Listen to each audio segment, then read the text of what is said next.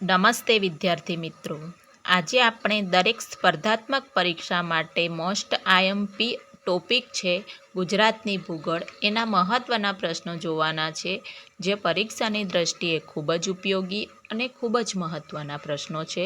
તો વિડીયોમાં અંત સુધી બન્યા રહેજો. ચાલો વિદ્યાર્થી મિત્રો શરૂ કરીએ. પ્રશ્ન નંબર 1. ગુજરાતમાં આવેલો એકમાત્ર હવાઈ મથકનું નામ શું છે? વલ્લભભાઈ પટેલ આંતરરાષ્ટ્રીય હવાઈ મથક. પ્રશ્ન નંબર 2. ગુજરાતનું એકમાત્ર પ્રાઇવેટ બીચ ગુજરાતના કયા બંદરે આવેલું છે? માંડવી. પ્રશ્ન નંબર 3. ગુજરાતનો સૌથી મોટો મહેલ કયો છે? લક્ષ્મી વિલાસ પેલેસ. પ્રશ્ન નંબર 4.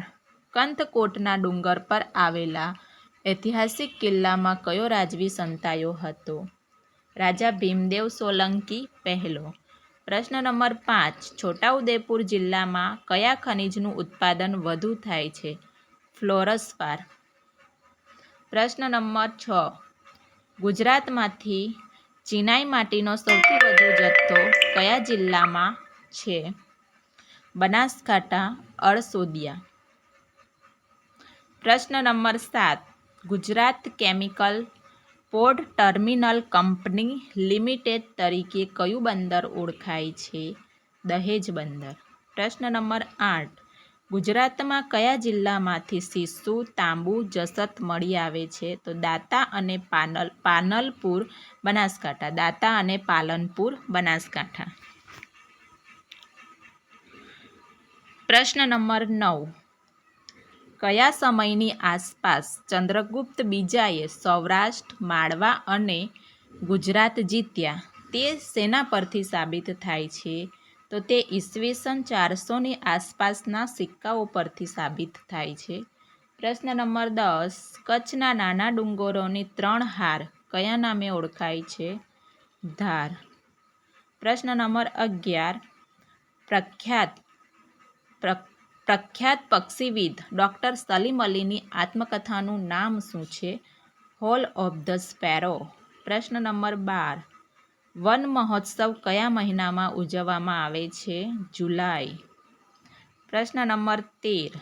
ગુજરાતમાં ડાયનાસોરના ઈંડા ક્યાંથી મળી આવે છે? રૈયાલી મહીસાગરથી. પ્રશ્ન નંબર 14. ગુજરાતમાં શિયાળા દરમિયાન સૌથી નીચું તાપમાન કયા સ્થળે હોય છે? નલિયા. પ્રશ્ન નંબર 15. કચ્છનું નાનું રણ આગળ વધતું અટકે તે માટે કયા બંધની રચના કરવામાં આવી છે? સુરજબારી બંધની રચના કરવામાં આવી છે. પ્રશ્ન નંબર 16. જૂનાગઢ જિલ્લાના ગીરના જંગલમાં રહેલો કેલ્સાઇટનો જથ્થો કયા નામથી ઓળખાય છે? તો પનાલા ડિપોઝિટ. પ્રશ્ન નંબર 17. પ્રાચીન ગુજરાતની રાજધાની કઈ હતી? પ્રાચીન ગુજરાતની રાજધાની અણહિલપુર, પાટણ. પ્રશ્ન નંબર 18. ગુજરાતમાં પંચાયતી કાયદો કોના શાસનમાં અમલમાં આવ્યો? તો ડૉક્ટર જીવરાજ મહેતાના સમયમાં. પ્રશ્ન નંબર 19. ગુજરાતમાં વિવિધ ઔદ્યોગિક વસાહતો, ધુવારણ, વિદ્યુત મથક અને કોયલી રિફાઇનરી કોના સમયમાં શરૂ કરવામાં આવી? શ્રી બળવંતરાય મહેતાના સમયમાં. પ્રશ્ન નંબર 20.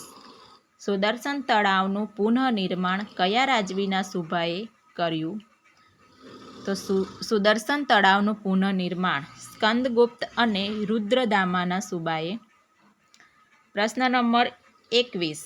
ગરીબી હટાવવા માટેની અંત્યોદય યોજના કયા મુખ્યમંત્રીએ દાખલ કરી? શ્રી બાબુભાઈ પટેલે અંત્યોદય યોજના દાખલ કરી. પ્રશ્ન નંબર 22. કુટુંબ પોથી, ખામથિયરી અને મફત કન્યા કેળવણી કયા મુખ્યમંત્રીના સમયમાં શરૂ કરવામાં આવી? શ્રી માધવસિંહ સોલંકી. પ્રશ્ન નંબર 23. ગુજરાતમાં 1980ના વર્ષમાં રાષ્ટ્રપતિ શાસન હતું ત્યારે રાજ્યના ગવર્નર કોણ હતા?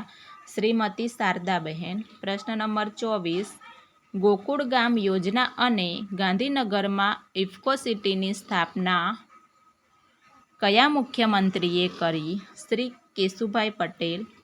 પ્રશ્ન નંબર 25, ગુપ્ત યુગ દરમિયાન કયા ધર્મનો પ્રચાર સૌથી વધુ થયો? વૈષ્ણવ ધર્મ. પ્રશ્ન નંબર 26, સુજલામ સુફલામ, ઘર, દીવડા, માતૃવંદના, વનબંધુ, જ્યોતિગ્રામ, બેટી બચાવો, સાગરખેડ વગેરે યોજનાઓ કયા મુખ્યમંત્રીના સમયમાં કરવામાં આવી? શ્રી નરેન્દ્રભાઈ મોદી. પ્રશ્ન નંબર 27, કઈ પરિયોજના હેઠળ સરકારી આયુર્વેદિક દવાઓનું કારખાનું વડોદરા જિલ્લાના રમણગામડી ખાતે આવેલું છે? ધન્વંતરી પરિયોજના. પ્રશ્ન નંબર 28, ગુજરાતની સૌપ્રથમ સચિવાલય ક્યાં બનાવવામાં આવી હતી? પોલિટેકનિક કોલેજ, આંબાવાડી. પ્રશ્ન નંબર 29, ગુજરાતની સૌપ્રથમ વિધાનસભા ક્યાં રાખવામાં આવી હતી? Civil hospital. પ્રશ્ન નંબર 30, ગુજરાતમાં મૈત્રક વંશનો પાટનગર કયું હતું? વલ્લભીપુર. પ્રશ્ન નંબર 31, ગુજરાતમાં ત્રીજું રાષ્ટ્રપતિ શાસન આવ્યું ત્યારે રાજ્યપાલ કોણ હતા? રાજ્યપાલ કે વિશ્વનાથ અને રાષ્ટ્રપતિ ફખરુદ્દીન અલી અહેમદ. પ્રશ્ન નંબર 32, ભારતના સૌપ્રથમ મહિલા ઉપકુલપતિ બનવાનો શ્રેય કોને ફાળે જાય છે?